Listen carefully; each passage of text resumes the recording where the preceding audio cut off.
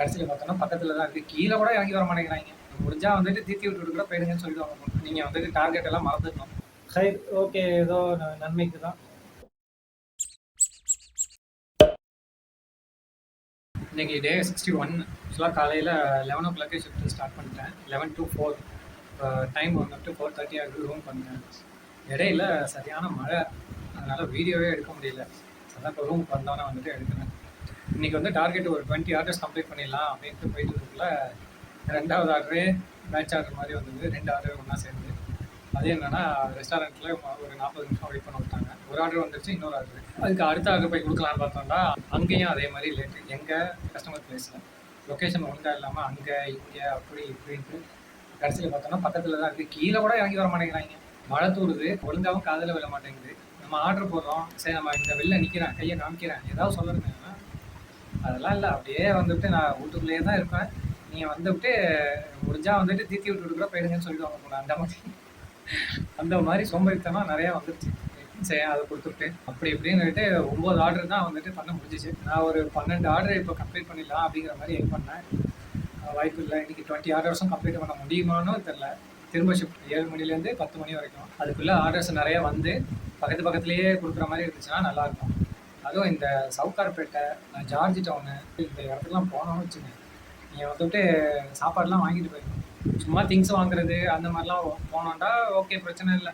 ஏன்னா அவங்களோட மோட்டிவேஷன் போய் திங்ஸ் வாங்குறது, எல்லா கடையும் போய் பார்த்துட்டு சுற்றி பார்த்துட்டு வரலாம்.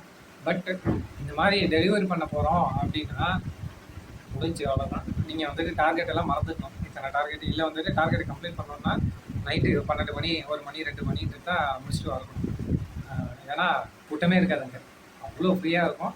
நம்ம வந்துட்டு நேற்று சொன்னாங்களே, சும்மா ஒரு 1.5 கிலோமீட்டர் தூரத்துக்கே வந்துட்டு 1 மணி நேரம் ஆகும். அவ்வளோதான், சிம்பிளான இடம். செகண்ட் ஷிஃப்ட் வந்து 7 to 10ங்கிற மாதிரி வச்சுருந்தேன். அது அப்படியே 1 மணி நேரம் எக்ஸ்டெண்ட் பண்ணிட்டேன். ஏன்னா கரெக்டாக வந்துட்டு 9:50 போல் நான் ஆர்டர் கம்ப்ளீட் பண்ணக்குள்ள 17th ஆர்டராக இருந்தது. ஜஸ்ட்டு ஒரு 3 ஆர்டர்ஸ் கம்ப்ளீட் பண்ணோன்னா நமக்கு இன்சென்டிவும் ப்ளஸ் அந்த 3 ஆர்டர்ஸோட அமௌண்ட்டும் கிடைக்குமே அப்படிங்கிறதுக்காக அப்படியே எக்ஸ்டெண்ட் பண்ணிட்டேன். தூரத்தில் போடக்கூடாதுன்ட்டு அவ்வளோ வேண்டுனேன். அல்ஹம்துலில்லாஹ் அதே மாதிரி தூரத்தில் போடாமல் எல்லாம் 2 to 3 கிலோமீட்டர்ஸ் அந்த டிஸ்டன்ஸ்லேயே வந்துட்டு ஆர்டர்ஸ் வந்துடுச்சு. கம்ப்ளீட் பண்ணியாச்சு. இன்றைக்கி ஏர்ன் பண்ண மணின்னு பார்த்தோன்னா, ரைட் பண்ணி ஏர்ன் பண்ணது 785.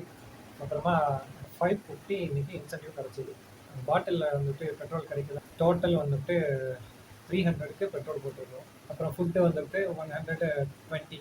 இது எல்லாம் மைனஸ் பண்ணோம்னா கொஞ்சம் நம்ம கையில் நிற்கிறது ஒரு 900 சம்திங் மாதிரி இருக்கும். இன்னொன்று, பைக்கு ப்ராப்ளம் ஆகுற மாதிரி ஒரு ஃபீல் ஆகுது. போன வாரம் இதே ப்ராப்ளம் லைட்டாக வர ஆரம்பிச்சிச்சுன்னு காலையில் போய் காமிக்க போனேன்.